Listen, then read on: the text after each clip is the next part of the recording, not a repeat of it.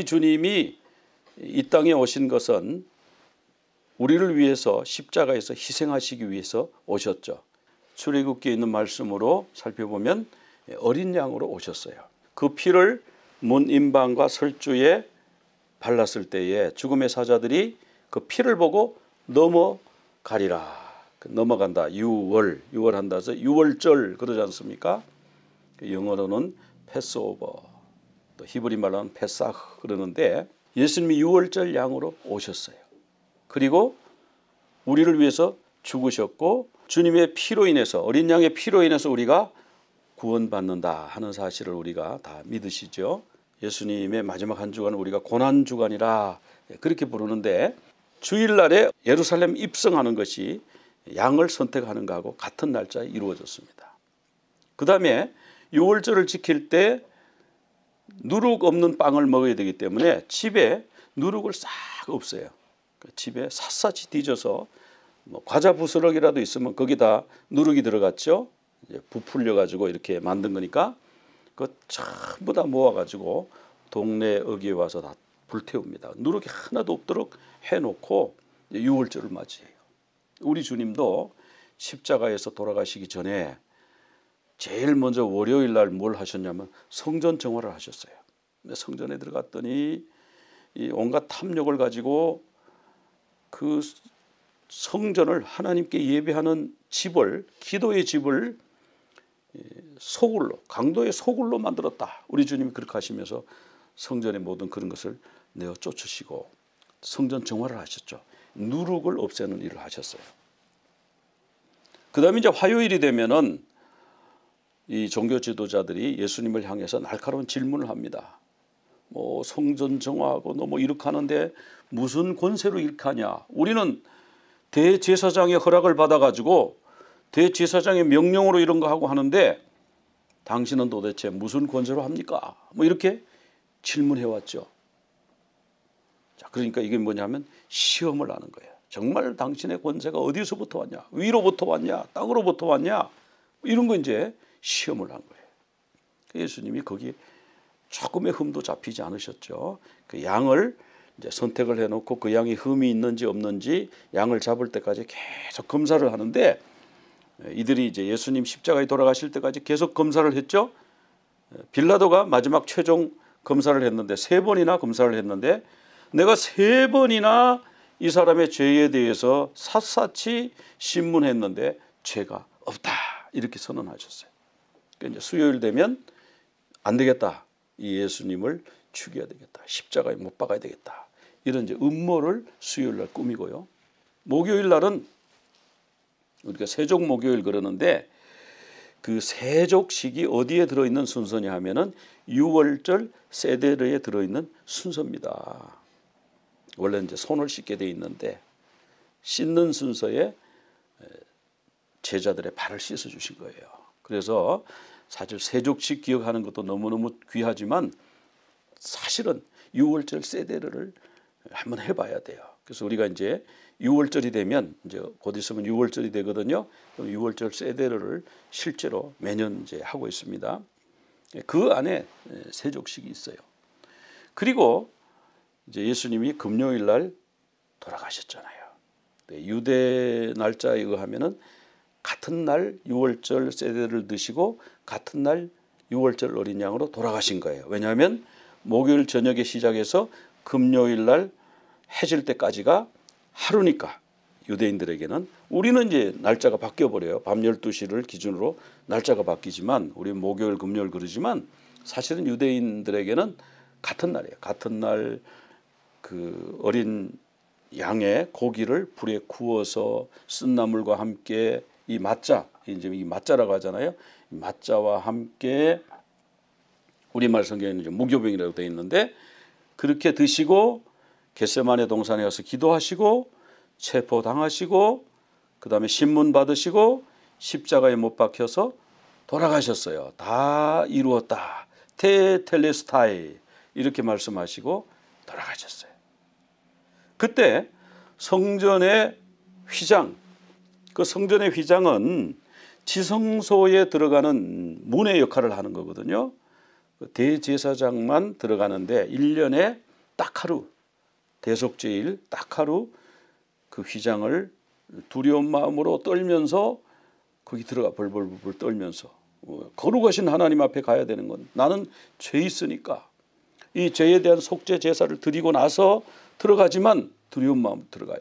그런데 우리 주님이 다 이루었다 이렇게 말씀하시고 돌아가실 때 엘리 엘리 라마 사박다니 나의 하나님 어찌하여 나를 버리셨나이까 외치시고 돌아가실 때에 성전 휘장이 위에서부터 아래까지 쫙 찢어져서 펼쳐진 거예요.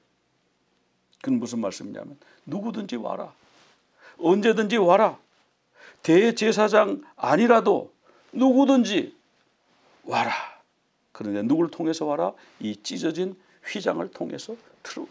찢어진 휘장이 누구냐? 히브리서 10장 20절에 아주 친절하게 해석을 해놓았어요. 휘장은 곧 그의 육체니라. 그가 누굴까요?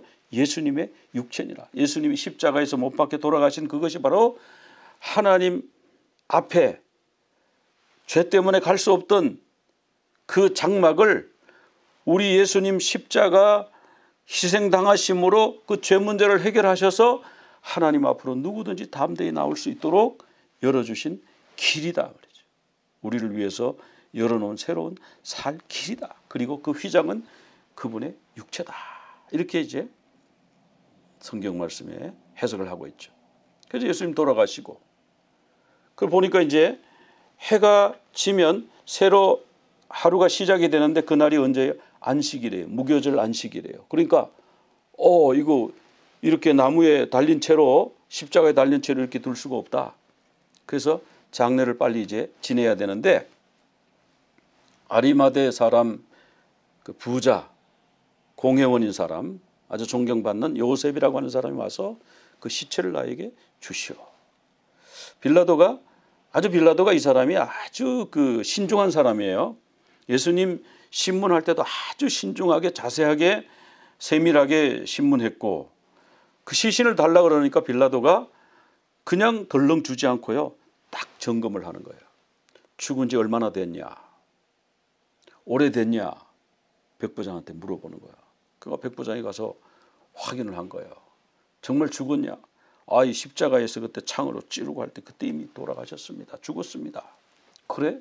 그러면 시체를 이 사람에게 내줘. 그래서 요셉이 그 시신을 받아가지고 무덤에다가 장례를 지냈죠. 우리는 땅을 파고 관을 묻고 그 위에 흙을 덮어서 이렇게 매장을 하는데 유대인들은 매장 문화가 아니고 굴을 파고 그 굴 속에다가 넣고요. 굴 그 문을 입구를 큰 돌로 막지요. 엄청 큰 돌을 갖다가 막아놓고 혹시 제자들이 이 시신을 훔쳐가 가지고 살아났다 이럴까봐 듣기로는 뭐 살아있는 동안에 내가 부활한다.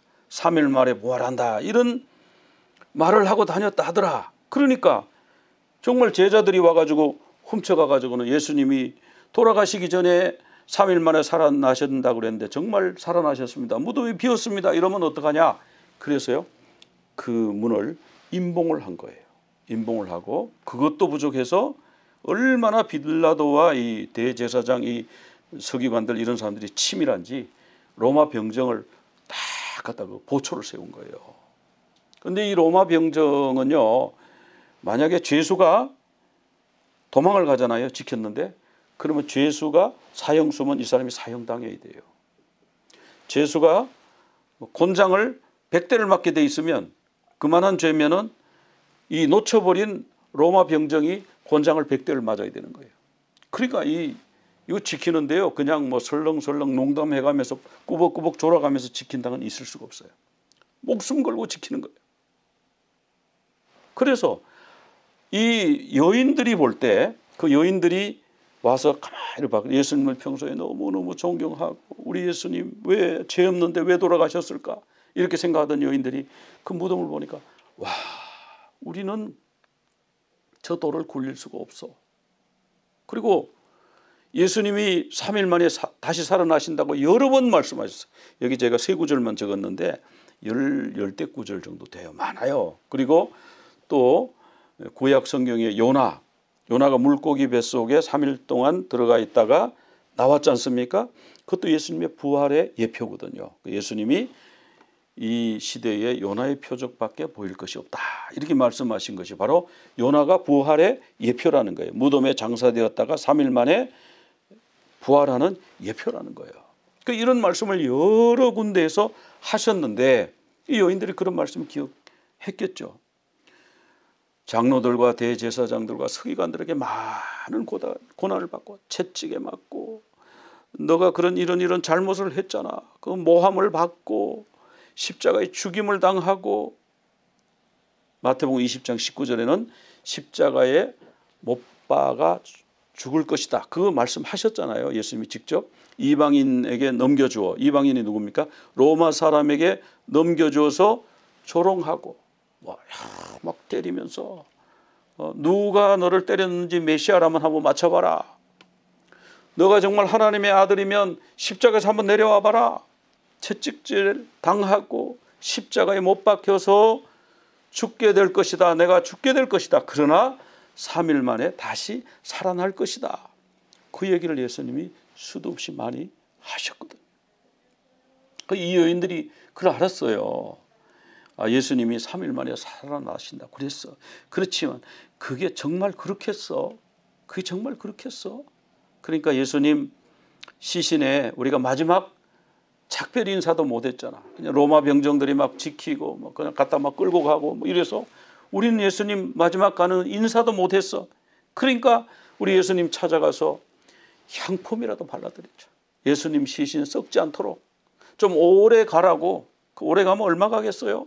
어쨌든 몇 년 더 가라고 거기에 뭐 몰약도 바르고 향긋한 냄새도 나는 향품을 발라가지고 냄새도 좀 안 나고 좀 이렇게 미라로 좀 오래 계시라고 그렇게 해주려고 인사하러 가는데 새벽에 갑니다. 그 안식 후 첫날 새벽. 이 안식일이 무교절 안식일인데요. 이 안식 후 첫날은 뭐냐면 초실절이에요. 이 초실절날 아침에 두 마리아와 살로메라고 하는 여인 세 사람이 그 예수님의 무덤에 향품을 들고 가는 거예요. 마지막 작별 인사. 정말 너무너무 좋은 분이셨는데, 정말 우리 위해서 정말 하늘의 좋은 말씀 전해주시고 정말 좋은 선생님이셨는데 이렇게 돌아가셨으니까 너무 안타까워요. 안녕히 가세요. 이렇게 발라주려고 갔더니 이 돌 문이 옆에 굴러져 있는 거예요. 이건 누가 열어줄까 걱정하면서 갔는데 이게 열려 있는 거예요. 빌라도의 보고서라는 그 작은 그 책자가 있는데 거기 보면은 지진이 났다고 그래요. 지진이 나가지고 막 땅이 마치 그 헤엄치는 것처럼 막 흔들리니까 로마 병정들이 막 정신을 못 차리고, 근데 이 굴을 막았던 이 돌이 슬 굴러가지고 문이 열렸다. 그 여인들이 세 사람이 거기에 들어간 거예요. 그 무덤 안에 들어간 거예요. 예수님의 시신이 있나 들어간 거예요. 들어갔는데 웬걸 시신이 어디 갔어요. 사라졌어요. 이게 이제 짝푼 숨어버렸어요. 숨겨졌다. 이게 이제 6월절 세대를 그래서 우리 한국교회가 꼭 해야 돼요. 이걸 하면 거기 짝푼 순서가 나오거든요. 이 짝푼은 뭐냐 하면 이 맞자가 이제 주님의 몸인데 이 맞자를 주님의 몸을 흰 천으로 감아요. 그러니까 세마포로 감았죠. 장례식 행사가 그렇게 감는 거죠. 그런 다음에 이것을 짝푼을 어디 짝푼이라고 하는 건 이걸 감춰요. 감춰서 그걸 찾아내게 해요. 그게 짝푼인데 히든 숨었다는 뜻인데 예수님의 시신이 없어진 거예요. 그런데 그 앞에 예수님이 서 계시는데 그 예수님이 예수님으로 보이지 않고 동산지기인 줄로 착각을 한 거예요. 아니 예수님이 살아났을 리가 없어. 3일 후에 살아난다 그러긴 했지만 그 말씀이 사실이 그 말씀한 것이 사실이지만 어떻게 죽은 사람이 살아나나 있을 수가 없어. 그래서 앞에 서 있는 예수님 보고 동산지기인 줄 알고 우리 주님의 시신을 어디다가 옮겨 놓으셨어요? 어디에 숨겨 놓으셨어요? 좀 찾아주세요. 제발 좀 찾아주세요. 거기 향품이라도 좀 발라드리려고 그래요. 그런데요, 그 예수님을 이 세 여인이 예수님인 줄 알지 못하더라. 20장 14절에 서 계신 것을 보았으나 예수께서 서 계신 것을 보았으나 예수이신 줄 알지 못하더라. 어디다 숨겼습니까? 어디다 치웠습니까? 여기 보니까 예수님 감쌌던 세마포는 있는데 흰 천은 여기 벗어져 있는데 우리 주님의 시신은 어디 있습니까? 시신을 찾고 있다. 다시 살아날 수 있으리라고는 상상도 못한 거예요. 그 말씀은 기억났지만 그냥 하신 말씀이지 어떻게 살아나겠어. 근데 예수님이 마리아야 이러는 거예요. 이 동산직이 어떻게 내 이름을 알지? 자세히 보니까 예수님 얼굴이 있는 거예요. 그래가지고 선생님 이렇게 하고 주님께 막 가서 주님을 만지려고 그랬어요. 그러니까 주님이 나를 붙들지 말라. 나를 붙들지 마라. 왜 그랬을까요? 여기 이제 설명이 나와요. 아직 아버지께로 올라가지 아니하였노라. 요 아버지께로 올라가는 게 뭐냐면 초실절 제물로 드려지는 그 시간을 말하는 거거든요. 아직 초실절 그 시간 직전인가. 초실절이 뭐냐 하면은 처음 익은 열매를 하나님 앞에서 흔들어 요제로 바치는 제사예요. 그래서 내가 아직 하나님께로 올라가지 아니하였노라. 우리가 이제 흔히 알기로는 예수님은 한 번만 승천하셨다. 우리가 이렇게 이제 전통적으로 믿어요. 그런데 여기 성경 보면 최소한도 한 번 더 올라가신 거죠. 내가 아버지께 아직 올라가지 않았으니까 나를 만지지 말라. 이렇게 말씀하셨고 그날 저녁에 제자들이 예수님 만지는 거 허락하셨거든요. 그러니까 예수님이 한 번 더 올라갔다 오셨다. 이런 걸 우리가 유추해서 알 수가 있죠. 이 말씀에 의해서. 세 여인이 예수님의 부활하시는 그 시간 안식 후 첫날인데 그러니까 우리가 안식 후 첫날을 언제라고 말하냐면 주일을 안식 후 첫날이라고 그래요. 토요일 날 저녁까지가 안식일이잖아요. 그럼 토요일 저녁부터 주일 날 해질 때까지가 안식 후 첫날이에요. 안식 후 첫날 새벽에 우리 주님이 부활하셨는데 그 부활하신 새벽이 뭐 하는 시간이냐 하면은 초실절 제사 드리는 시간이에요. 이 시간에 유대인들은 초실절 제사를 드리려고 성전으로 달려가는 거예요. 야 늦겠다, 빨리 가자, 늦겠다. 해 뜨기 전에 이게 얼른 이 하나님 앞에 이거 흔들어서 요제로 우리 첫 곡식을 주님 앞에 드려야 돼. 빨리 가자. 근데 여인들은 빨리 가자.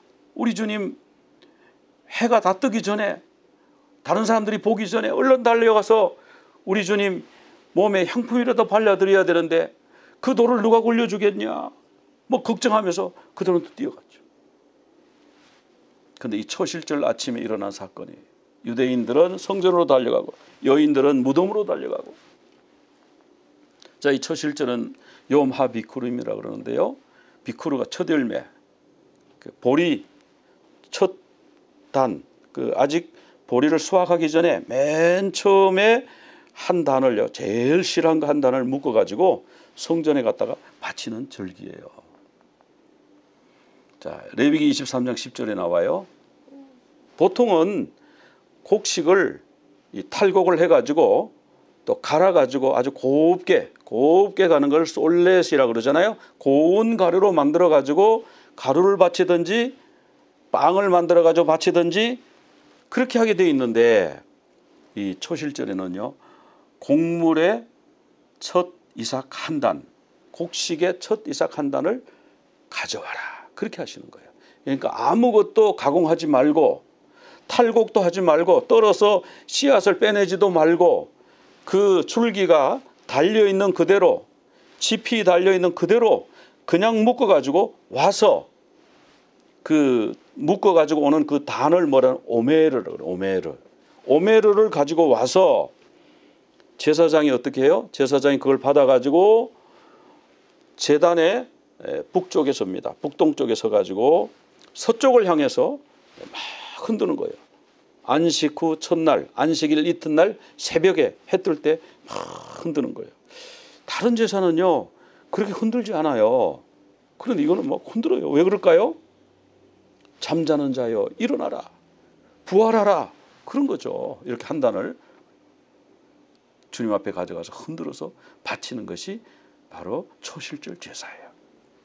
6월절 세대를 먼저 하고요. 6월절 만찬을 먹는다 그런 말씀입니다. 그 다음에 무교절 안식일을 지내고요. 안식 후 첫날에 보리 한 단을 베어 가져가는데, 근데 거기 보면 이제 두 가지 풍습이 있더라고요. 하나는 보리 한 단을 베어 가지고 저녁에 가져가겠죠. 가져가면 제사장이 흰 천을 보리에다 감아요. 그런 다음에 아무도 손대지 마라, 손 못 대게 하고 새벽에 성전에서 흔드는 거예요. 그렇게 해서 나를 만지지 말라. 아직 초실절 제사가 안 됐다는 거예요. 그 다음에 또 하나의 풍속 얘기는 뭐냐면 아예 안식 후 첫날 새벽에 곡식을 잘라가지고 와서 이제 흔든다, 요제로 드린다, 이런 풍속도 있고 그렇더라고요. 어쨌든 서쪽을 향해서, 서쪽에 뭐가 있냐면 지성소가 있거든요. 서쪽을 향해서 보리 한 단을 흔듭니다. 자, 이렇게 첫 열매, 첫 곡식 한 단, 한 오메르를 가지고 와서 흔드는 이것이 고린도전서 15장 20절에 보면은 잠자는 자들의 첫 열매가 되셨다. 첫 열매가 비쿠르라 그랬죠. 비쿠르. 그 다음에 이 첫 열매의 절기, 첫 열매를 바치는 절기, 초실절. 초는 처음이란 뜻이고 실은 열매, 이런 뜻이잖아요. 초실절. 자, 그래서 먼저 예수님이 부활하시고요. 부활에도 순서가 있어요. 그 다음에 그분이 강림하실 때에, 그분의 강림, 예수님은 초림, 먼저 강림하셨다가 다시 올라가셨죠. 다시 강림하신다는 건 재림이에요. 재림하실 때에 그에게 속한 자, 한 오메르로 묶여 있는 자가 부활할 것이다, 이렇게 말씀하고 있거든요. 제사하는 처음 익은 곡식가루가 거룩하면 다른 나머지 떡반죽도 거룩하다. 뿌리가 거룩하면 가지도 거룩하죠. 그렇죠? 뿌리가 거룩하면 가지도 거룩하다. 예수님이 부활하시면 우리도 부활한다. 이게 이제 대표성의 원리예요. 장자는 내 것이라, 하나님이 장자는 내 것이라 그렇게 선언하셨어요. 그러면 하나님은 장자만 내 것이고 차자는 내 것 아니야? 나는 하나님의 것 아니야? 여러분, 차자도 섭섭해하지 마세요. 하나님이 장자는 내 것이라, 모든 첫 것은 내 것이라 이렇게 말씀하신 것은 뭐냐면 모든 게 다 하나님의 건데 우리가 하나님께 모든 걸 다 드리면 뭘 먹고 살 거예요? 그러니까 하나님이 첫 것만 내게 바쳐. 나머지 것도 다 내 거지만 나머지 거는 너희들이 먹고 마시고 필요한 대로 써. 그런 뜻이죠. 그러니까 첫 것만 하나님 거고 그럼 둘째부터는 아닌가? 아니에요. 그런 뜻이 전혀 아니에요. 모든 것이 다 하나님의 것인데 그중에 첫 것을 하나님께 대표로 드리는 거예요. 그래서 밭에 곡식 이삭이 수천, 수만, 수십만 곡식 이삭이 있을 때에 처음에 하나만 묶어서 이렇게 한 단으로 묶어가지고 하나님 앞에 드리고 나서 나머지가 다 하나님의 것이지만 너희들이 이제 먹고 마시고 생활하는데 써라. 이제 그런 말씀이죠. 그러니까 이 밭의 모든 것은 다 주님의 것입니다 하고 첫 단을 흔드는 거예요. 주님이 부활의 첫 열매가 되시면, 부활의 대표가 되시면 우리도 부활한다. 한 사람의 불순종함으로 죄가 세상에 들어와서 모든 사람이 죄인 된 것 같이 한 사람의 순종함으로 의와 생명이 세상에 들어와서 모든 사람이 그 한 사람을 인해서 많은 사람이 살아나게 되는 것처럼 바로 대표성의 원리. 그래서 예수님이 실제로 또 이런 예표를 보여주셨죠. 예수님이 딱 부활할 때 그 예루살렘 인근에 가면은 그 묘지가 많잖아요.